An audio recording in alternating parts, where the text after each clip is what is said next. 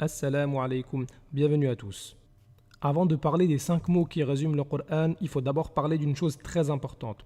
Cette chose, c'est une parole qui est la plus importante des paroles, la plus importante dans toute ta vie. Cette parole, c'est La ilaha illallah. Chaque prophète est venu pour La ilaha illallah. C'est avec La ilaha illallah qu'on devient musulman. C'est aussi avec La ilaha illallah qu'on est sauvé de l'enfer. Sauf qu'il ne suffit pas de dire La ilaha illallah sans comprendre ce que signifie La ilaha illallah. Le prophète alayhi salatu wassalam, il a dit Man mata wa huwa ya'lam annahu la ilaha illallah dakhala al-jannah. Celui qui meurt et qui connaît La ilaha illallah entre au paradis. Donc si tu n'as pas compris La ilaha illallah, tu risques de contredire La ilaha illallah alors que c'est le but de la création. Sans La ilaha illallah, il n'y a pas de paradis. Sans La ilaha illallah, Allah ne te pardonnera pas. Sans La ilaha illallah, toutes tes bonnes actions seront annulées. Quand on regarde le calcul suivant, on a l'impression que le résultat va donner quelque chose de très très grand. Sauf que si on regarde bien, il y a une multiplication par 0. Et quand on multiplie quelque chose par 0, ça fait 0. Et donc si tu viens au jour du jugement avec plein de bonnes actions, mais que tu n'as pas La ilaha illallah, tout sera annulé. Alors ça veut dire quoi La ilaha illallah? Si tu crois que La ilaha illallah, ça veut dire qu'Allah c'est le seul créateur, ça suffit pas. Tu peux croire qu'il y a un seul créateur, mais ne pas l'adorer ou adorer quelqu'un d'autre. Alors c'est quoi le sens de La ilaha illallah?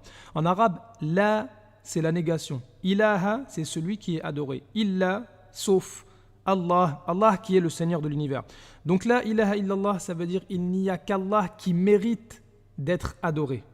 Car il existe de fausses divinités. Il en existe plusieurs qui sont adorées en dehors d'Allah. Tu dois donc être convaincu qu'Allah est le seul qui mérite d'être adoré.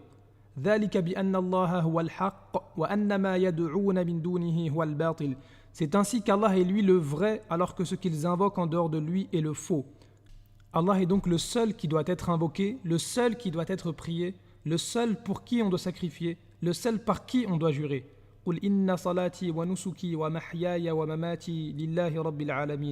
Dis en vérité, ma salat, mes actes de dévotion, ma vie et ma mort appartiennent à Allah, Seigneur de l'univers.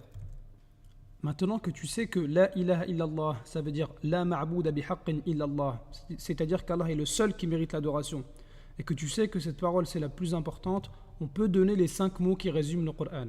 Al-Hassan al-Basri rahimahullah a dit tous les livres qu'Allah a révélés sont résumés dans le Coran. Et le Coran est résumé dans Surat al-Fatiha, qui est la première sourate du Coran. Et Surat al-Fatiha est résumé dans le verset suivant Iyyaka na'budu wa iyyaka nasta'in. C'est toi seul que nous adorons et c'est toi seul dont nous implorons secours. Ces 5 mots résument tous les livres qu'Allah a révélés et on est obligé de les réciter chaque jour en prière. Iyyaka na'bud, c'est le but de la vie. Wa iyyaka nasta'in, c'est le moyen d'atteindre ce but. Iyyaka na'bud, c'est La ilaha illallah. Allah est le seul qui mérite d'être adoré. Wa iyyaka nasta'in, c'est La hawla wa la quwwata illa billah. Il n'y a de force ni de puissance qu'en Allah. Iyyaka na'bud, c'est donc l'explication de La ilaha illallah. Wa iyyaka nasta'in, c'est le moyen d'appliquer La ilaha illallah. Iyyaka na'bud, c'est adorer Allah qui est le seul créateur, tout vient de lui. Wa iyyaka nasta'in, c'est placer sa confiance en Allah, sans lui on ne peut rien faire. Iyyaka na'bud, c'est une guérison contre l'hypocrisie. Wa iyyaka nasta'in, c'est une guérison contre l'orgueil. Iyyaka na'bud, c'est le droit du créateur. Wa iyyaka nasta'in, c'est le droit des créatures. Si tu veux adorer Allah sans son aide, tu n'y arriveras pas. Si tu demandes l'aide à Allah sans l'adorer, tu n'y arriveras pas. Il te faut les deux. Iyyaka na'bud, tu l'adores lui seulement. Wa iyyaka nasta'in, c'est à lui que tu demandes l'aide. Le Coran, c'est donc le détaillé de Iyyaka na'budu wa iyyaka nasta'in. C'est un livre qui nous détaille ceux qui ont réussi à mettre en pratique Iyyaka na'budu wa iyyaka nasta'in et ceux qui n'ont pas réussi à le faire. C'est un livre qui nous raconte comment Allah a sauvé ceux qui l'ont adoré et ont placé leur confiance en lui, et comment Allah a châtié ceux qui lui ont donné des égaux et ceux qui pensaient qu'ils n'avaient pas besoin de lui. Le Coran, c'est un livre qui nous pousse à méditer sur la création des cieux et de la terre, une création venant de la part d'un créateur puissant et miséricordieux.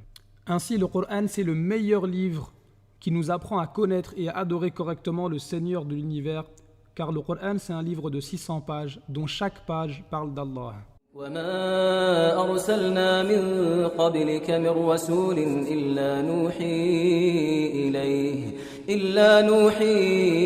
إليه أنه لا إله إلا أنا فاعبدون